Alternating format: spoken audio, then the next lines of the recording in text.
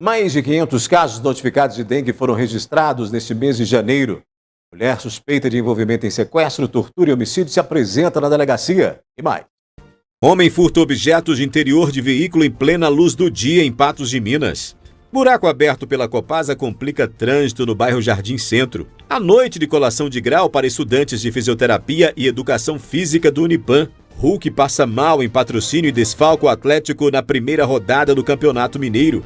Volta a chover em Patos de Minas e mais pontos de alagamento são registrados. Desempregada, mãe pede ajuda para comprar materiais escolares. E em meio ao risco de dengue, tem denúncia de água parada em fábrica de alimentos em Patos de Minas. É agora, no NTV News.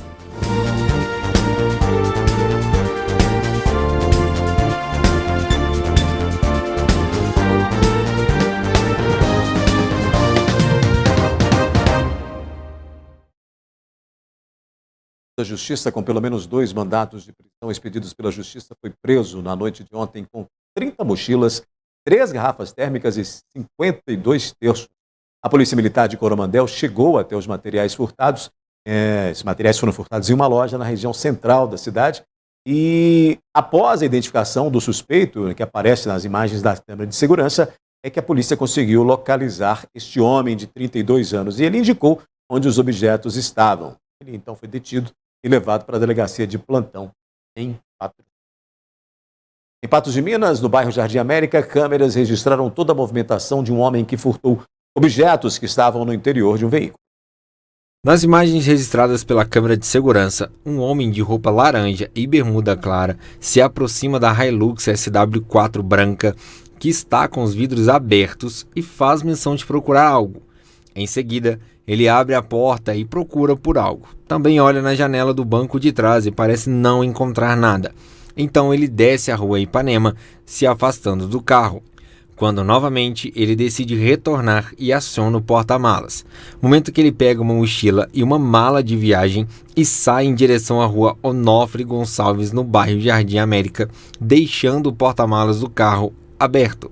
Toda a ação aconteceu durante a luz do dia e durou cerca de 1 minuto e meio. Um buraco aberto pela Copasa no bairro Jardim Centro tem dificultado a vida de pedestres e condutores. A abertura no asfalto já é um problema há mais de um mês. Por mais que não seja um local com grande movimentação, a Rua das Orquídeas encontra-se na área central de Patos de Minas e recebe um fluxo moderado de carros. O buraco localiza-se no cruzamento com a Rua das Violetas e foi se tornando cada vez maior. No dia 12 de janeiro, a nossa equipe de reportagem esteve no local para analisar a situação. Uma placa da companhia havia sido colocada para indicar uma área de obras, mas nenhuma outra sinalização foi colocada. A profundidade era tanta que era possível observar a tubulação de água que passava pelo local, além do perigo para motoristas e pedestres. Após 10 dias, a empresa foi até o local e fez uma manutenção provisória cobrindo com terra, mas até o momento não foi asfaltado. Esse tipo de solução acaba não sendo eficaz por estarmos em um período chuvoso e a terra poder gerar outros tipos de transtorno para os moradores da região. Olha só, a Copasa informou que a recomposição asfáltica da Rua das Orquídeas foi agendada para esta quarta-feira. Mas moradores das proximidades encaminharam imagens do local que a gente mostra agora, imagens feitas na tarde de hoje, encaminhadas ao jornalismo da NTV. É possível ver que não foi realizada a recomposição asfáltica prometida pela Copasa. E o buraco foi apenas sinalizado pela empresa de saneamento. Dá para ver também que, devido à chuva de hoje, parte da terra que estava no interior desse buraco foi arrastada, né? E aí a situação vai ficando pior, porque o buraco vai ficando mais profundo, sem essa recomposição asfáltica. E os moradores e quem precisa transitar por ali acaba tendo esse problema. Agora, pelo menos, está sinalizado, porque antes nem isso tinha. A seguir, a noite de colação de grau para estudantes de fisioterapia e educação física do Unipam.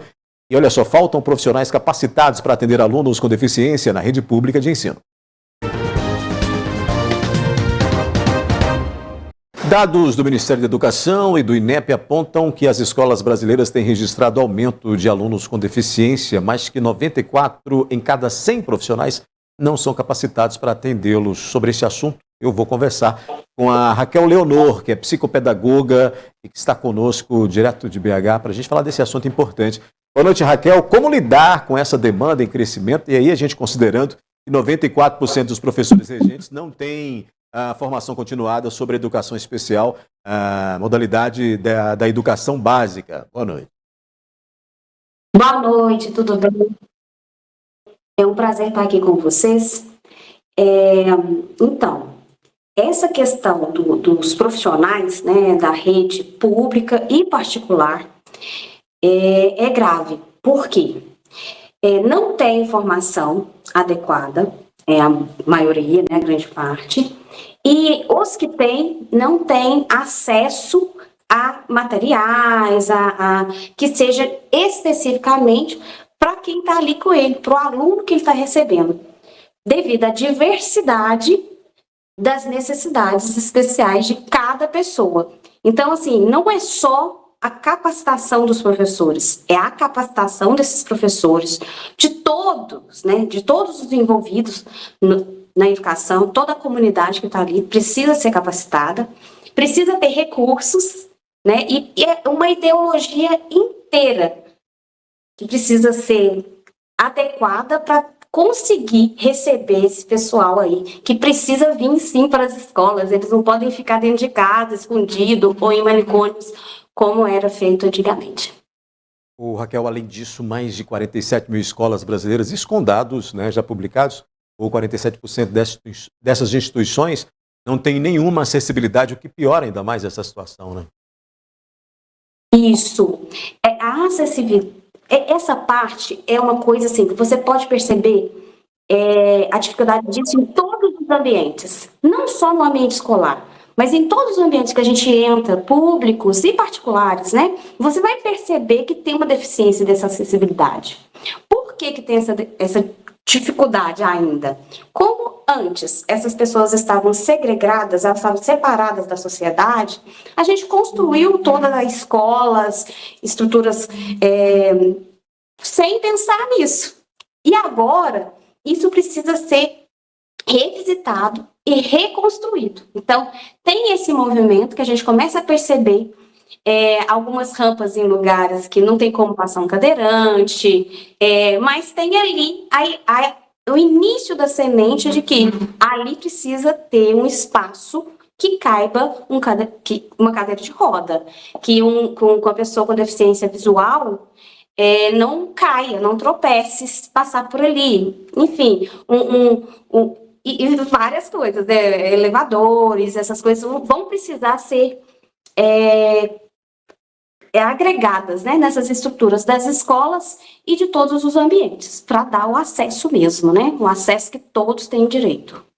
Raquel, falando sobre inclusão, você citou a questão da inclusão, da educação especial, qual que é a diferença aí, só para a gente, quem está em casa, entender bem, qual a diferença entre essa educação especial e essa educação inclusiva que precisa acontecer? Então, vou fazer de um jeito bem claro, ó. Aqui dentro do consultório, aqui, né, psicopedagógico, eu recebo o meu paciente e eu atendo ele exatamente no que ele precisa individualmente ali. Vamos supor, se é uma pessoa que tem dificuldade de leitura, eu vou entender qual é a dificuldade de leitura dessa pessoa e dar para ela as possibilidades ali para ela desenvolver essa leitura dela. Ok? Então, eu estou dando uma atenção específica para essa pessoa. Isso pode acontecer também nas escolas, né? Que tem as salas específicas para esse atendimento individual. A inclusão é uma coisa que não é só do deficiente, a inclusão é uma coisa social. Todas as pessoas estão incluídas naquele ambiente.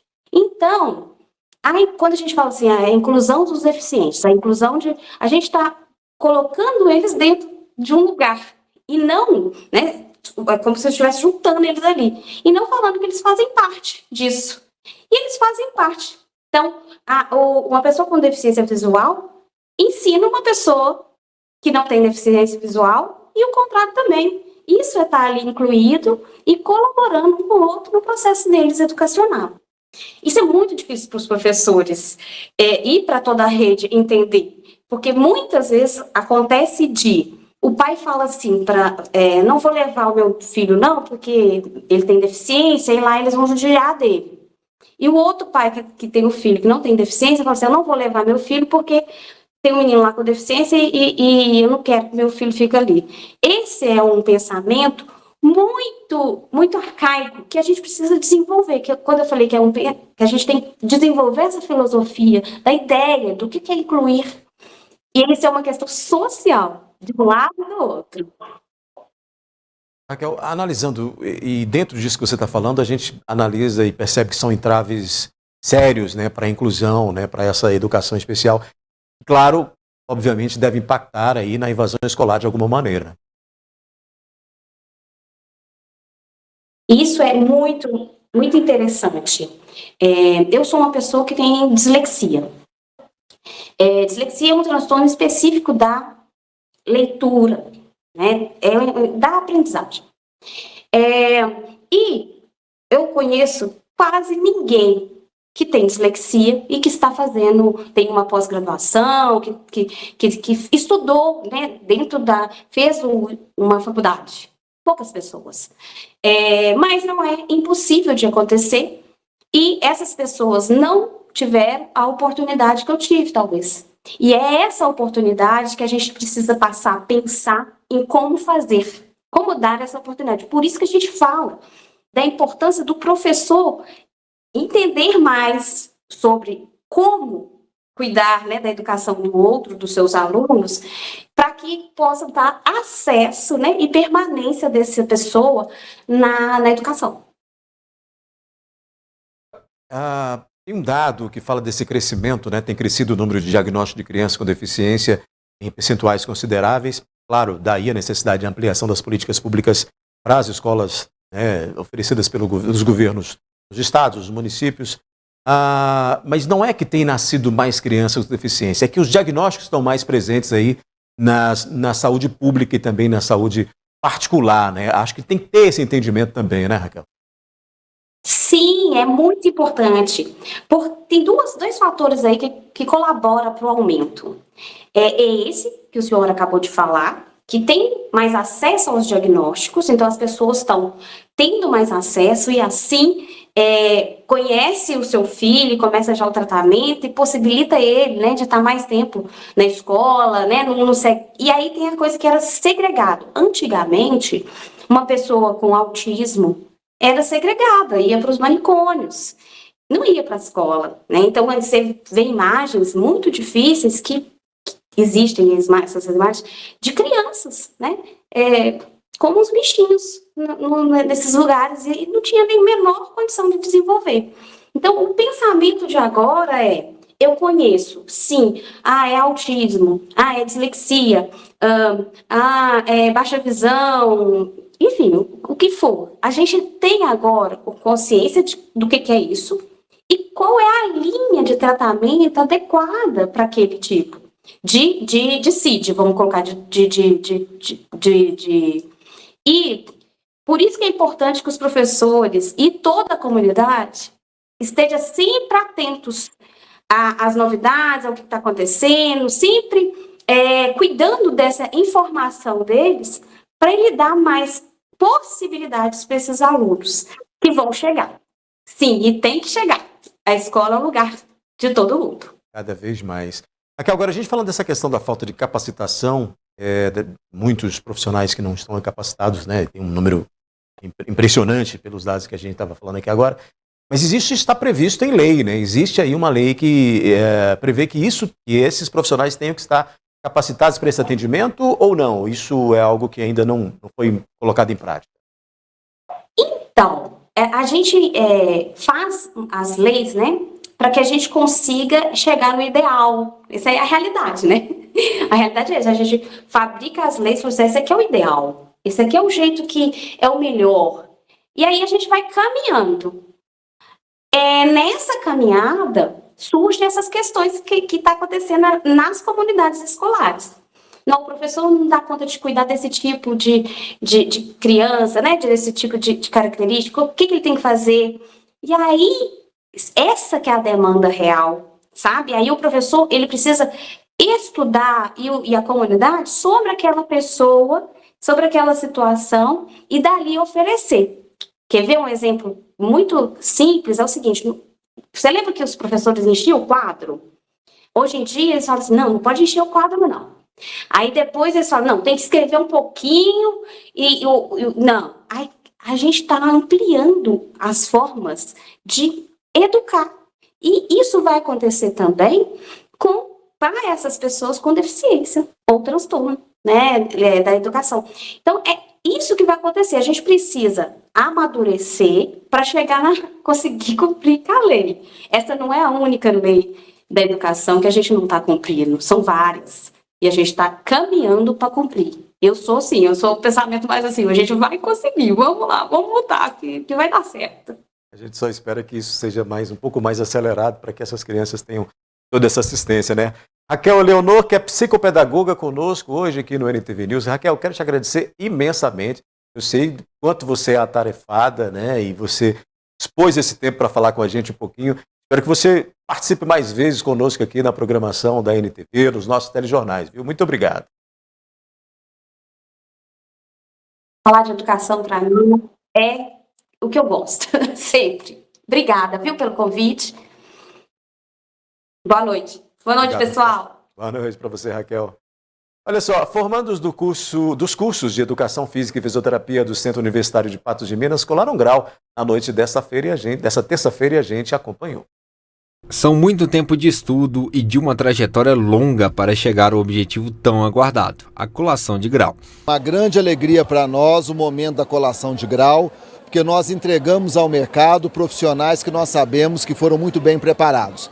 A nossa instituição, há quase 60 anos, ela fornece os profissionais de Patos de Minas e região por meio da formação acadêmico-científica e profissional. E hoje a alegria de poder entregar educadores físicos e fisioterapeutas para que eles possam realmente fazer a diferença onde atuarem. Momento este de muita alegria e dever cumprido. Uma sensação indescritível e principalmente estar com pessoas especiais, né? Que foi um ciclo de 5 anos. Foram bastante luta, mas graças a Deus chegou um dia de glória e é muito gratificante poder estar comemorando, poder estar desfrutando desse dia com uma pessoinha tão especial. Muitas lembranças, né? Muita superação. A gente começa lá todo inseguro e termina inseguro também, mas foi uma vitória para mim. Passa um filme, sim.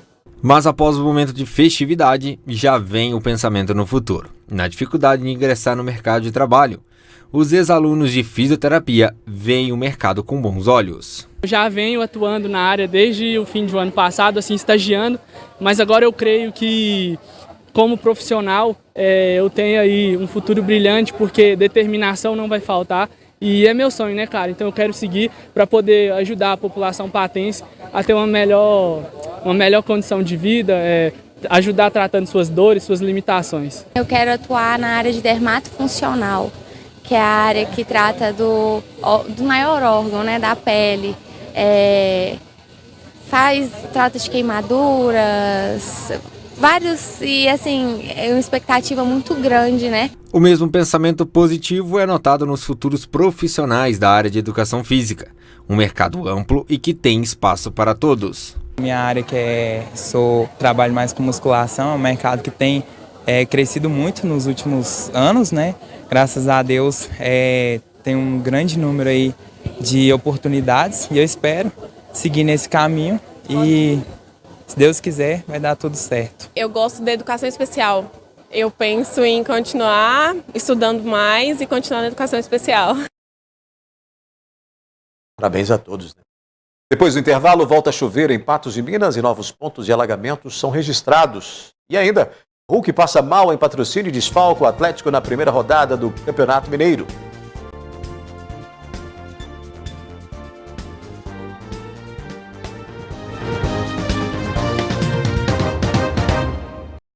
O Atlético estreia no Campeonato Mineiro nesta quarta-feira em Patrocínio, no estádio Pedro Alves do Nascimento, logo mais às 21h30, mas não poderá contar com o atacante Hulk.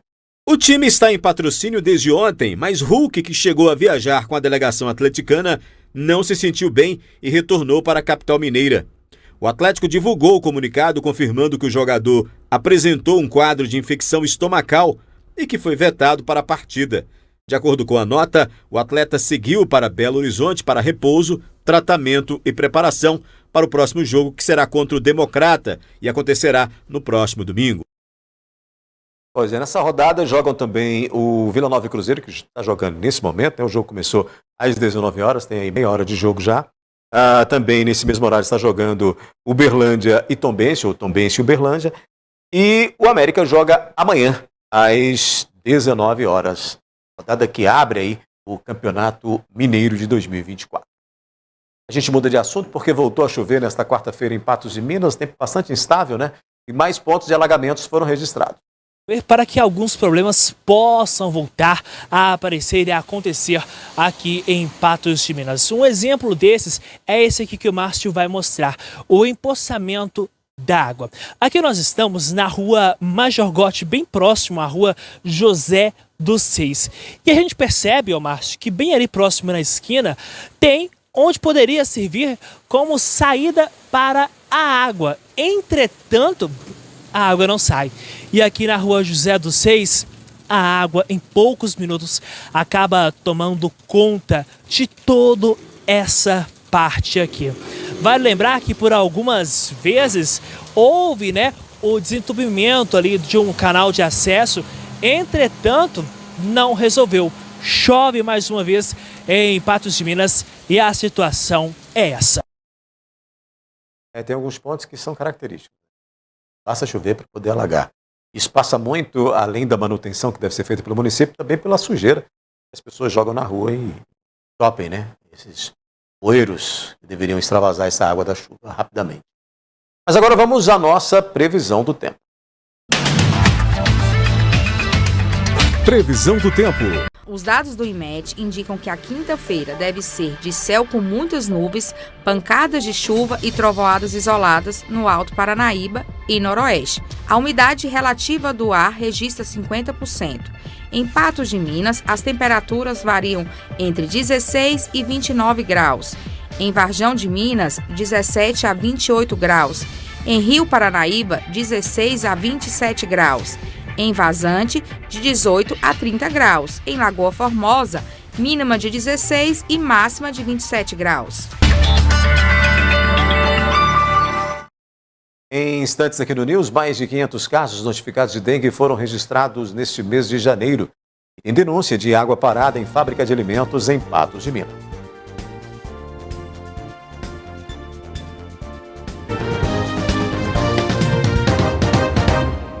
Agora tem uma denúncia de água parada que estaria ocorrendo em uma fábrica de alimentos em Patos de Minas.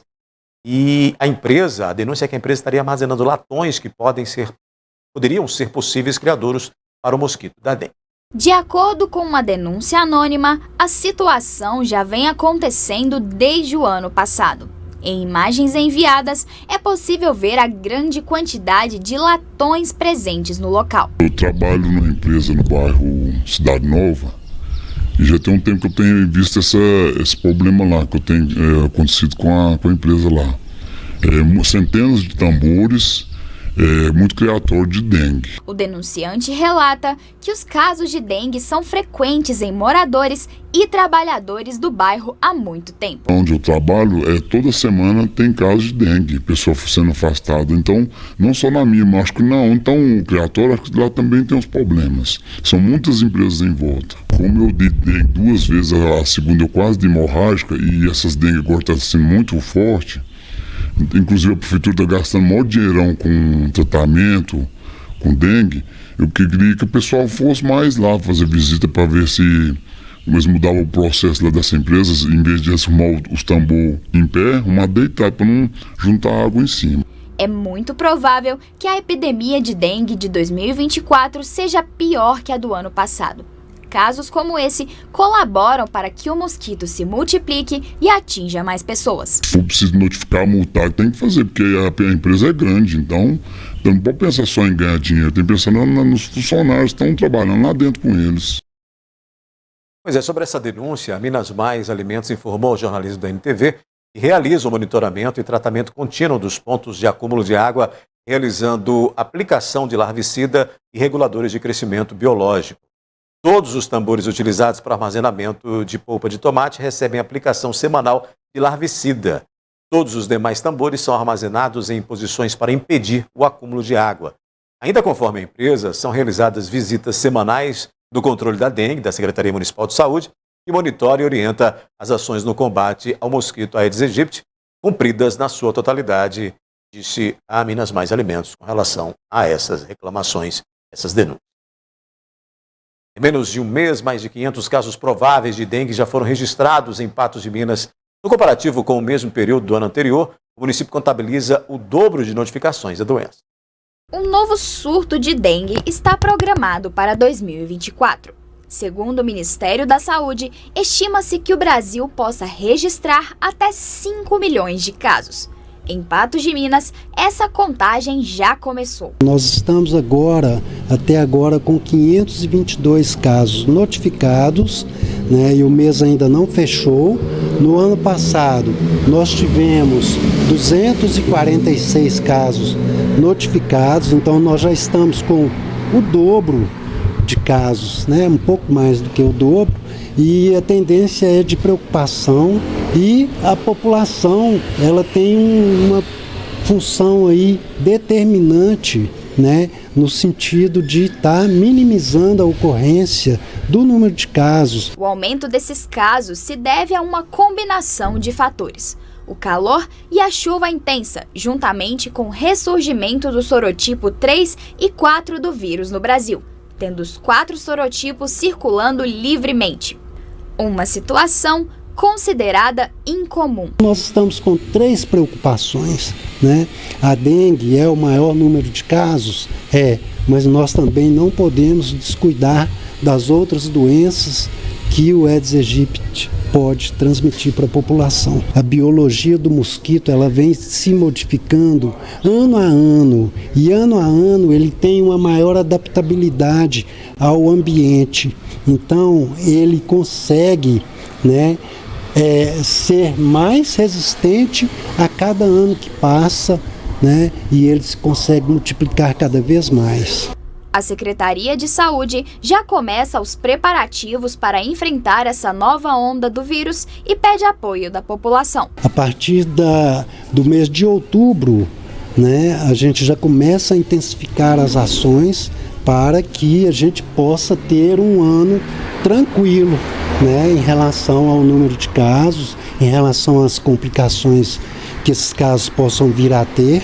Peço aí o apoio, né, de toda a população no sentido de nos ajudar nesse trabalho, né, que é um trabalho de sol a sol, para que a gente possa vir a ter uma situação controlada no município em relação ao número de casos de dengue, zika, chikungunya. Daqui a pouco, desempregada, mãe pede ajuda para comprar materiais escolares. E você vai ver que mulher suspeita de envolvimento em sequestro, tortura e homicídio em Patos de Minas se apresenta à Polícia Civil. Quarta-feira movimentada na Polícia Civil, que concluiu o inquérito relacionado à Operação Sexto Sentido, com 7 pessoas que foram indiciadas. E, além disso, uma mulher suspeita de participação na morte de um homem que foi sequestrado e torturado em Patos de Minas se apresentou na tarde de hoje na Delegacia Regional. A repórter Paula Mota tem as informações. A Polícia Civil de Minas Gerais concluiu nesta quarta-feira um inquérito referente à Operação Sexto Sentido aqui em Patos de Minas. Eu vou conversar com o delegado do Departamento de Homicídios, Luiz Mauro Sampaio, a respeito dessa operação e desses resultados. Doutor, primeiro explica pra gente o que é a Operação Sexto Sentido e quais foram então os resultados obtidos até o momento. Bem, a Polícia Civil desenvolveu uma investigação relacionada a indivíduos que estariam tramando fazer ataques a instituições públicas, e por conta desses ataques fizemos então uma investigação buscando informações, e dessas informações foi possível iniciar o inquérito policial, sendo feito então um pedido para o Poder Judiciário de alguns mandados de prisão temporária. Esses mandados de prisão temporária foram admitidos pelo Poder Judiciário, logicamente passando antes pelo crivo do Ministério Público, e depois da admissão nós fizemos a Operação Sexto Sentido com todos os delegados da área da Delegacia da Regional de Patos de Minas, sob a supervisão e comando do chefe do departamento, Dr. Jean-Pierre, e também coordenando tudo isso, o Dr. Flávio, delegado regional. Fizemos a prisão de diversas pessoas e agora nós concluímos, né, todos os delegados concluem esse inquérito policial, indiciando então 7 pessoas pelos delitos de organização criminosa armada e também por porte de arma de fogo.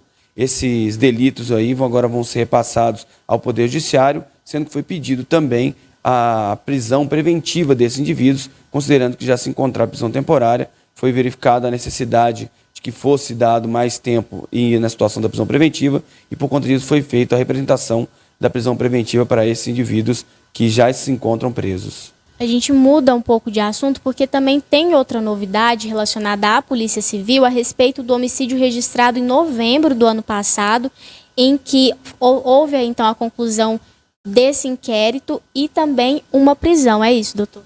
Exatamente. No ano passado nós tivemos aí um homicídio que aconteceu aqui em Patos de Minas, onde no que nós temos de informação já foi repassado ao Ministério Público e ao Poder Judiciário, 3 pessoas, sendo 2 homens e uma mulher, teriam sequestrado a vítima, amarrado essa vítima, teriam depois levado essa vítima até uma área rural e lá nesse local esfaqueado a vítima e, por fim, teriam tacado fogo nessa vítima, vindo então ela a falecer no local, sendo encontrada 1 ou 2 dias depois, momento que foram dadas então início às investigações, com o apoio de troca de informações da Polícia Militar e com o apoio de toda a sociedade de bem, que vem sempre informando a Polícia Civil e todos os atores, Polícia Militar, Ministério Público, bem como repassando informações até mesmo para a mídia local, para que a gente possa realmente fazer o filtro de todas essas informações e chegar nos crimes e nos criminosos que efetuaram esses malfeitos na cidade de Patos de Minas. Sobre esse caso, houve a prisão de uma suspeita, né? Uma mulher de 23 anos que se apresentou à delegacia, é isso? Exatamente. Um dos autores, né, essa mulher, teria sido uma das que efetivamente, segundo o inquérito, efetivamente teria dado cabo, teria matado a vítima, se apresentou na data de hoje, juntamente com o advogado, e por conta disso cumprimos o mandado de prisão dela e agora ela já se encontra, já encaminhada ao presídio local. Existem outras pessoas envolvidas, essas pessoas estão foragidas, pelo que a gente tem de informação. Como que está o andamento também desses outros suspeitos? Bem, todos os outros suspeitos estão aí com o mandado de prisão decretado pelo Poder Judiciário e agora vai caber aí a eles fazer a mesma situação de se apresentarem aqui na delegacia ou, em algum momento, serem presos em qualquer lugar do Brasil, considerando que o mandado de prisão se encontra em aberto e isso é uma situação mais fácil para que em qualquer situação que eles sejam abordados ou que alguém tenha conhecimento, possa delatá-los, possa denunciá-los nos canais que nós temos, 181, 190, entre outros, para que a gente possa realmente levá-los às barras da justiça e que eles possam ser responsabilizados na medida da sua culpabilidade. Doutor, para a gente entender também a respeito da motivação desse crime, né? O que a Polícia Civil tem de informação também? Bem, nós temos aí um crime que foi feito às escuras, né? Com 3 indivíduos que se postaram a matar um terceiro, fizeram isso de forma que não tivesse outras testemunhas para falar sobre as motivações. O que nós temos no inquérito policial é que a vítima aparentemente não tinha qualquer tipo de situação voltada a ataques sexuais ou situações de perseguição, mas temos aí algumas informações do outro lado, né, do lado dos autores, em que o fato teria se dado por conta que a vítima teria em algum momento falado com a autora algo que ela não teria gostado e por conta disso ela teria então, junto com os outros 2, se juntado para poder matar essa vítima da forma que foi. E esses suspeitos, eles têm passagens por algum outro crime? Qual que é aí o perfil deles? Um deles tem uma passagem, mas os outros não têm passagem policial. E a gente vai, de qualquer jeito, mesmo não tendo passagem, o crime foi brutal, né, de uma frieza brutal. O que nós temos aí é uma situação de 3 pessoas que sequestraram, combinaram de sequestraram uma pessoa, amarraram essa pessoa, colocaram ela dentro do carro, levaram para uma área rural. Lá nessa área rural fizeram uma espécie de tortura física e tortura mental com essa vítima e depois esfaquearam a vítima e por fim tacaram fogo no corpo da vítima. Então, realmente assim, um caso brutal e que não se justifica nem se explica com qualquer situação que possa ser feita, a não ser a situação de que deveria, caso tivesse isso acontecido, buscar os meios legais, buscar a Polícia Civil, buscar o Poder Judiciário, para que o crime, eventualmente, que tivesse acontecendo, não ficasse sem solução. E, através disso, nós pedimos sempre a todas as mulheres que sofrem qualquer tipo de abuso, de perseguição, que busquem realmente os canais de segurança, busquem aí o 181, o 190, vão até a delegacia, para que a gente possa realmente evitar que crimes maiores venham a acontecer. Perfeito, doutor. Muito obrigada pelas informações e pela disponibilidade mais uma vez. Eu sou Paula Mota para o jornalismo da NTV. Obrigado, Paula, pelas informações. A gente muda de assunto porque agora tem um apelo de uma mãe que pede ajuda para adquirir materiais escolares dos 3 filhos. A história de Ana Carolina começou há 1 mês, quando ela foi agredida pelo pai de seus 3 filhos. O homem foi detido e ela precisou abandonar o emprego, pois ficou sozinha com as crianças e não tem quem possa dar um suporte. Deus disso, eu não tenho ajuda, que era o pai dele que me ajudava bastante enquanto ele estava aqui. Aí depois que o fato aconteceu, ninguém me ajuda, inclusive o cachorro, tem um cachorro ali que está até passando fome, e eles não querem aceitar eu levar as coisas dele, nada dele, eles não querem deixar eu levar. Eu tô com medida protetiva, tô com tudo, sabe? Já dei entrada no divórcio. E em Deus disso eu tô vendo passando por necessidade, porque eu tive que sair do meu emprego, que eu trabalhava à noite. O dinheiro que eu recebi eu quitei as contas de casa. Ela já possui um emprego em vista, mas infelizmente não pode trabalhar enquanto as crianças não voltarem para a creche. Pela falta de emprego, ela não tem condições de arcar com os materiais escolares. Preciso de caderno, mochila. O menino de 2 e os 6 anos. Os dois, os material de 2 é gêmeos, é tudo igual, sabe? E esse aqui é o de 6. Aí tem as listas ali também, sabe? E eu tô precisando muito da ajuda da população em relação a isso, que ele fica doidinho, o Gustavo fica vendo. Ah, mãe, meus material. Cadê? Como é que eu vou comprar? Não tem. Se eu tivesse, eu já tinha comprado. Por causa das brigas e agressões, Ana também perdeu alguns bens materiais e precisa de ajuda para recuperá-los. Doações de leite e fraldas também são bem-vindas. Leite, fralda, farinha que coloca no leite, sabe? Essas coisas mesmo. Porque alimento, a polícia já me ajudou em alimento, sabe? Mas o mais necessário mesmo é os materiais escolares. E pedir às autoridades também para me ajudar a levar as coisas que tem dele aqui, que eu não posso cacar as coisas dele e eles não aceitam lá. Entendeu? Pode filmar o cachorro ali, sabe? O cachorro tá passando fome, como é que eu tiro da boca do meu filho para dar pro cachorro? E o cachorro não, meu cachorro é dele, sabe? Tem dificuldade também para estar levando essas coisas dele para lá, sabe? E nós estamos sofrendo, tá todo mundo passando por psicólogo, essas coisas. Para quem tem interesse em ajudar, basta entrar em contato pelo telefone, fazer as suas doações através do Pix ou comparecer ao endereço da família. Eu já tenho um emprego em vista, eu quero que eles voltem, para eles voltar para a creche mais rápido, para mim poder trabalhar, para me seguir minha vida, porque eu nunca fiquei assim, sabe? Todo mundo me conhece, é na necessidade mesmo. Quem quiser vir aqui na minha casa, é na Avenida Vitória, no Santa Terezinha, 500. Pode vir aqui, quiser me conhecer minha história, os meninos, pode vir. Vai ser bem recebido aqui, conhecer minha história. Nós vamos colocar novamente aí, reforçar, né, os dados dela para que você possa ajudar. Você que acompanhou aí a fala dela, da família, a necessidade que ela está passando aí, principalmente com material escolar para as crianças e alimentos, né? Aí na tela então as doações, você pode entrar em contato pelo telefone 34996577243, o Pix é o 11 4898 96686, né? Vou repetir, 11 4898 96686, tá aí na tela. O endereço é na rua Santa Terezinha, aliás, na rua Avenida Vitória, não é nem a rua, é a avenida. Avenida Vitória, 500, no bairro Santa Terezinha, para que você possa, se puder, de alguma maneira, ajudar esta família. Outras notícias, você acessa o portal patujá.com.br. O NTV News fica por aqui, volta amanhã, às 19 horas. Lembrando que mais cedo eu te encontro no 30 Minutos, às 11h30 da manhã. Até lá.